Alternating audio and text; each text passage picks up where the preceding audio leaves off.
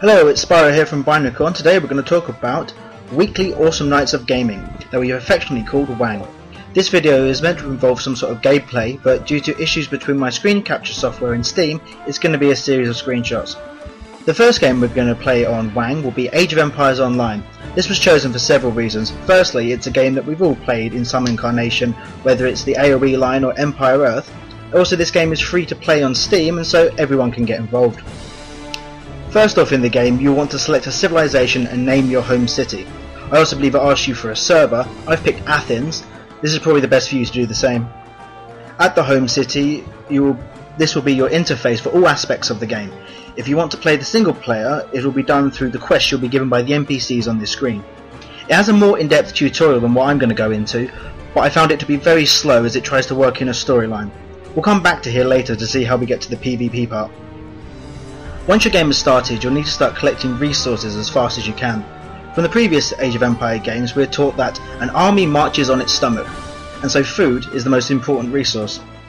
Create villagers from the town centre by clicking the Create Villager button. The best plan for these villagers is using to collect the food that's nearby. More games will have some sort of food source near you, near your town centre that is. Collecting this is done by clicking on the villagers and then right clicking on the resource. Wood will also be near you and is a very important resource as well. Use other villagers to collect this wood so that you can move on to building some buildings. All the villagers that you've created will cause your population cap to be hit. To resolve this, you'll need to use the wood you've collected to build some houses. There will be some sort of tech that you can research as you advance through the game. If you're not familiar with this, let's just treat it as a perk that we have in those Call of Duty games.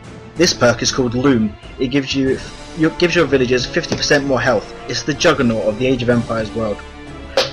Gold is another resource, but not always one that is nearby your town centre, but you collect it just the same by clicking on the villagers and right clicking on the resource.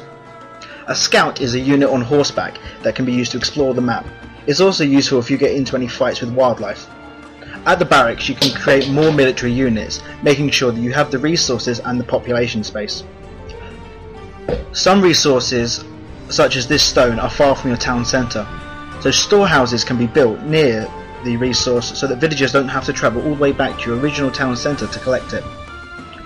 Once you've got the hang of the first stage, you can progress to the second. This is of course once you have the required buildings and or resources. Once there, you'll be able to create advanced units and research more technology and build advanced buildings.